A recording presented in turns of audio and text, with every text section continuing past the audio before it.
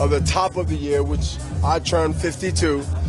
What a perfect way to say salute to the fans and thank you to the fans of a celebration that weekend in January to kick off 2017 with my last final execution.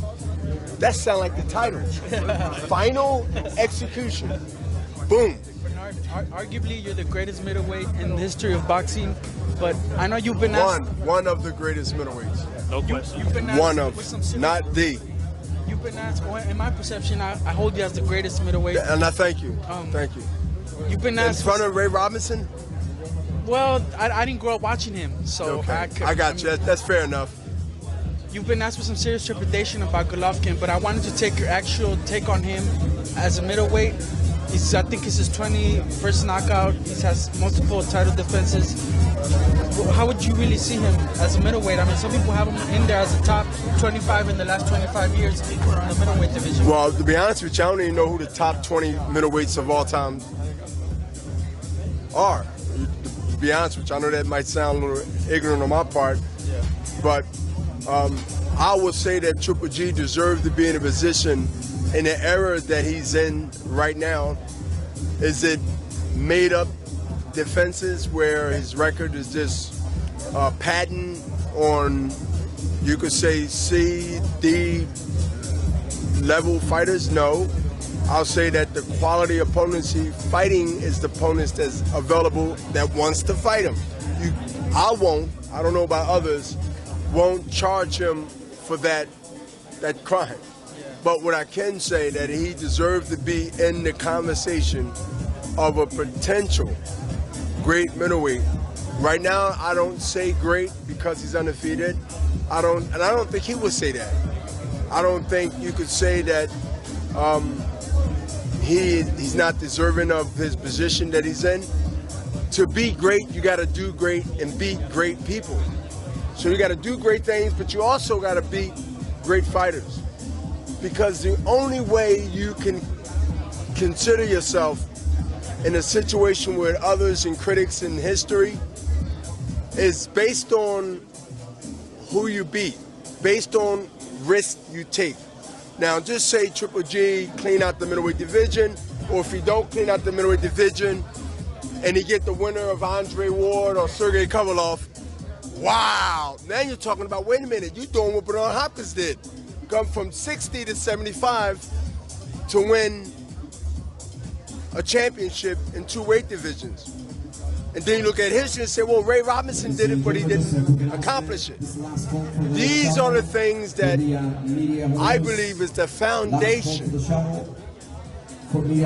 of having the stamp of approval of greatness. Greatness shouldn't be given, it should be earned, and it should be accomplished. You don't become great off of sympathy. You don't become great off of opinionated. You must do something in every sport that I know of that exists in this world. You must do something not only different, but what's not being done often to be considered and accomplish greatness. Bernard, you got... This is a thing that we should cherish. Protect it. Bernard, you nowadays, I mean, they call No, greatness ain't loosely nowadays. Who would you say is great? A fighter that's maybe... I wouldn't have to say a fighter is great. His deeds says he's great. See, to say a fighter is great good today? I don't know, because the slang and the way that Bonics and people talk today, I don't know. Is great is reduced to being, okay, great just mean good, Bernard. Then pick me up on game, because I don't know. You know, I'm in a different generation. But if somebody tell me, no, Bernard, you're a little old. Even though the dictionary says the definition of great, that necessarily is not the case in society's lingo. Great is good. Then okay, I've been stuck in the caveman days. And then I understand that great ain't great. Great means good. It's reduced down to good. Good to me is average. Bernard, Oscar talked about this earlier, that he cares about Canelo. He's not just his promoter. He's doing what's right by He him. cares about all our fighters, not just Canelo. We care about all our fighters. Does it? No question, Canelo is obviously the ticket seller, but we care about all our fighters. That's important because all our fighters is watching to see if they are being not only represented like we care, but handle everything above and beyond that. So, yes, Oscar cares about Canelo, but I know he cares about all the fighters that we have under Golden Boy promotion. And what I was gonna piggyback on that was, Canelo's your guy, so you look out for his best interests. But for the integrity of For all our guys' best interests, because that's our duty. And most fighters, if not all, they have representation also. So we have to look out for ours and they look out for theirs. It's just like being in court. You have a DA and you have a defender. The DA is not going to look out for the defender, and the defender is not going to look out for the DA. So you can't watch your house. You know where I'm going with this. And watch someone else's house. As well as, so for the integrity of the fight, does it matter to you guys that GGG will still be in his prime when the fight does happen, whenever it happens? Or why wouldn't we don't mind now and won't mind later. The bottom line is one guy's one age, another guy's another age. Right.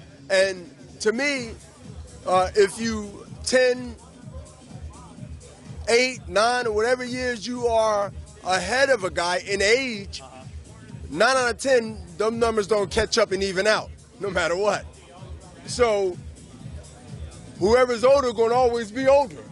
Whoever's young will always be younger.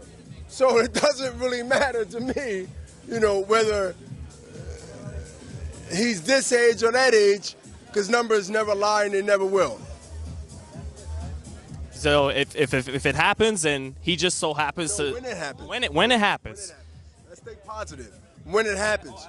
Because, but I can tell you one thing, it will happen shorter than later, right? Than the Pacquiao-Mayweather first discussions about fighting. Well, how many years was that? Man, that was all in all 6 years. 6 years. No, you was in second grade, I remember. You was going to third grade, and you was small, you had your chocolate milk. You remember we talked already. I know you think I don't know who you are, you got your hair a little nicer, but let me tell you, you had your chocolate milk, you was in fourth grade. Then you graduated, degrees and all that. So it was a long time, right? Yes. So I can promise you this on your interview, right?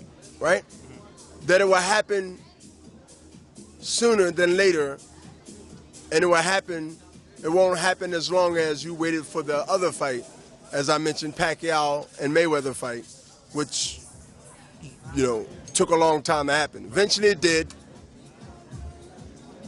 but you won't have to wait that long. Hey, thanks a lot, Bernard. Thank you. No other sight in the game could see the boxing voice.